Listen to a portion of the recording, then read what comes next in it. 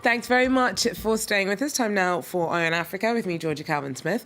Tonight, heavily armed Ugandan troops and tanks cross the border into South Sudan in the 10th aftermath of the weekend's fierce fighting in Juba.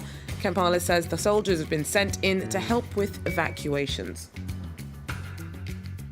Also, Kigali is the latest African nation to snub the International Criminal Court's arrest warrant for the Sudanese leader. Omar al-Bashir is wanted on war crimes, but Rwanda says that he is quite welcome at this weekend's AU summit. And gourmet grubs, we head to Central African Republic, where it's caterpillar season or seasoning, depending on how you like your insect delicacies served up. Well, first, there's still confusion about a way forward for South Sudan in the wake of recent violence. Hundreds died in fighting in Juba over the weekend, and although a truce was called between fighters loyal to the president and those backing his deputy, Riek Machar, there's no love lost between the sides. The clashes are an extension of 2 years of civil war, and as foreign evacuations continue, there's little international faith that the ceasefire will hold. Simona Foltin is in Juba for us. President Salva Kiir's unilateral ceasefire appears to be holding in the capital, Juba, but the situation remains volatile and tense. There's a heavy military presence on the streets, and you don't have to look hard to find evidence of the most recent fighting. There is also still a lot of uncertainty about the future of the transitional government formed in April this year amid substantial international pressure. Distrust between the two camps has reached a new high, with First Vice President Riek Machar still in hiding. The international community is working hard to bring the two men back together again, but so far with limited success. I talked to Dr. Riek in the morning today. I talked with him and I asked him to come, but it was difficult for him to accept. At the same time, the UN Security Council is contemplating the deployment of additional peacekeeping troops to South Sudan to prevent further violence. But today, President Salva Kiir strongly rejected that proposition. As to whether I will accept the intervention force from anywhere, no. There are over 12,000 foreign troops here in South Sudan. What do you need more forces? What will they come and do? The UNMIS here has so many foreign troops. So we will not accept even a single soldier. We will not accept that. Throughout the peace process, both sides have resisted outside pressure. In the days and weeks to come, it remains to be seen just how much leverage the international community holds over South Sudan's leaders. Simona Foltin for France 24 in Juba, South Sudan. Well, an armed Ugandan military convoy crossed into South Sudan, officially to help with evacuations. The army, though, only pulled out of the country late last year. Once again, Uganda is intervening during a crisis in neighbouring South Sudan. Hundreds of soldiers crossed the border. The official objective is to evacuate 3,000 Ugandans who are stuck in Juba. Our mandate, having asked the government of South Sudan, is to get out the Ugandans.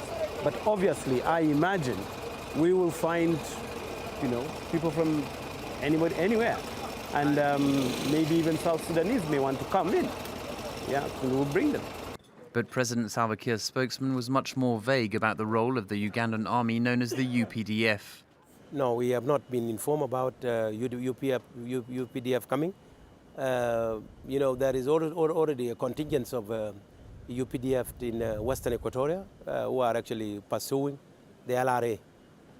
Maybe some of them may come to evacuate Ugandan citizens. Kampala said its soldiers' mission was supposed to last 2 or 3 days, but some Ugandan officials hinted their troops might stay in Juba longer. During the civil war that broke out in December 2013, Uganda had already sent troops to the country to back President Salva Kiir. Its helicopters had even bombed rebel troops. Ugandan soldiers had only left South Sudan at the end of last year. Now, a Kenyan police officer shot dead 7 of his colleagues in the west of the country on Thursday in a standoff at his station in Kapenguria before being killed himself. The suspect was at first thought to be an extremist from the Somali al-Shabaab group. It's still unclear what prompted him to return to work, snatch a weapon from a guard and start opening fire. Commandos were sent in to rescue prisoners held at the station and force an end to the crisis. Now, Rwanda is the latest African nation to defy an arrest warrant issued by the International Criminal Court for Sudanese President Omar al-Bashir. Kigali says that the leader, who's wanted for war crimes by the World Court, is very welcome for the African Union summit this weekend. Now, the snub follows South Africa's failure last year to hold Bashir after the summit was held in Johannesburg. Duncan Woodside joins us with more from the Rwandan capital. Duncan, how bad is this for the ICC's credibility in Africa? Well, obviously, the International Criminal Court has already taken a battering in terms of its image in Africa. There have been various cases which have failed against very prominent African leaders, including the President of Kenya, Uhuru Kenyatta, and his deputy, William Ruto. So this effectively is the latest in a long line of setbacks for the International Criminal Court. Rwanda has done this. Rwanda has taken this position because it's not a signatory to the International Criminal Court's jurisdiction. Also, it has a lot of issues with Western countries attempting, in its view, to try and impose its view of the world and justice on African nations. So in many ways, Rwanda is the epicenter of the suspicion of the International Criminal Court. And the future of the ICC in terms of African countries subscribing to that court will be very much on the agenda at this African Union summit. It's a subject for debate. And most countries do indeed, at the moment, subscribe to the jurisdiction of the ICC. It may well be that over time, there's a process towards an en masse withdrawal from the court's jurisdiction. Thanks very much. Duncan Woodside there for us in Kigali. He'll be bringing us more about the African Union Summit as it progresses over the next few days. Well, now the UN says it is not hopeful that presidential elections due in DR Congo later this year are likely to go ahead.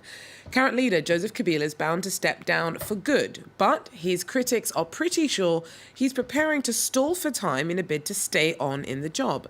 Campaigners are, in the meantime, trying to educate voters on the ins and outs of the Constitution itself so that they can make up their own minds about political claims from the top.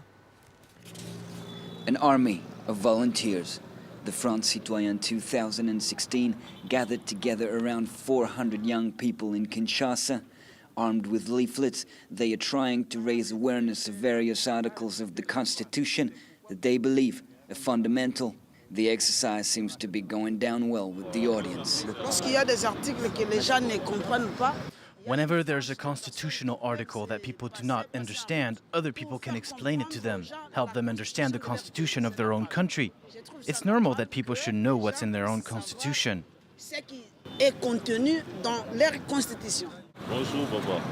The initiative was launched on the 8th of July in 10 cities across the country. The 64th Amendment is pointed out by the militants because it allows Congolese people to strike down any attempt to violate provisions of the Constitution. The aim is to mobilize the citizens to get them prepared in case the regime violates the Constitution. The government's less keen about the campaign and says it's counterproductive, divisive, and risks inciting rebellion.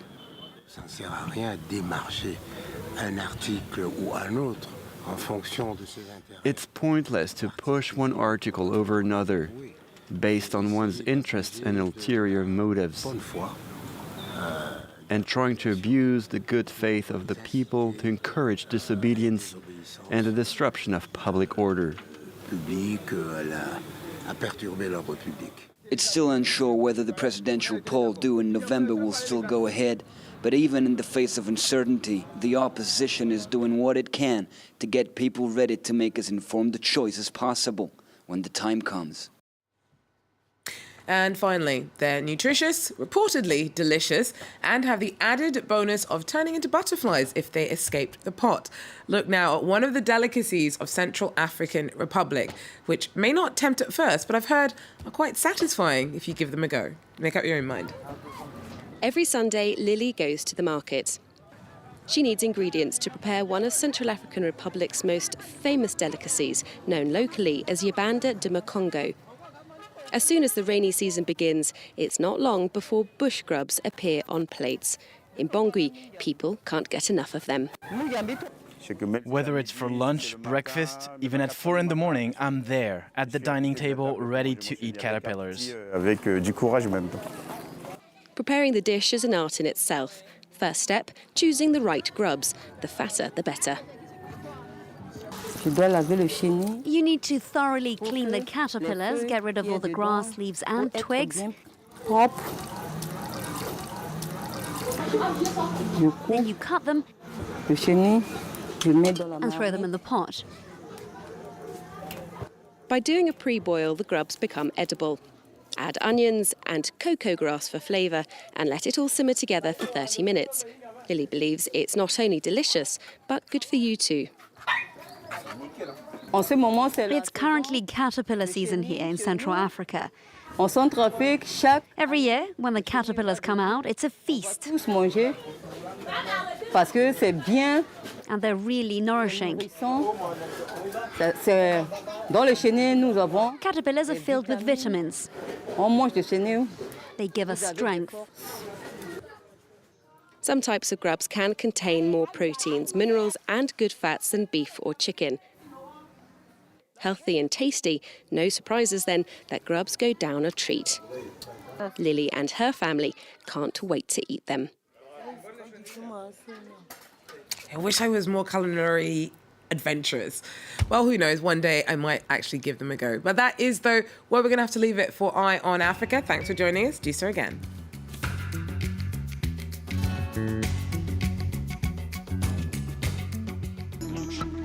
Revisited.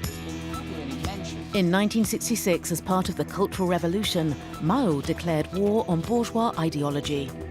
Through show trials, humiliation and mass murder, the Red Guards imposed a reign of terror in the name of Maoism. It took the death of Mao to end a decade of fanaticism which claimed millions of lives. But even today, this dark period is still glossed over. The great helmsman is remembered as a hero, while the crimes committed in his name are ignored. France 24 looks at a wound that continues to fester 40 years later. Revisited on France 24 and on France24.com.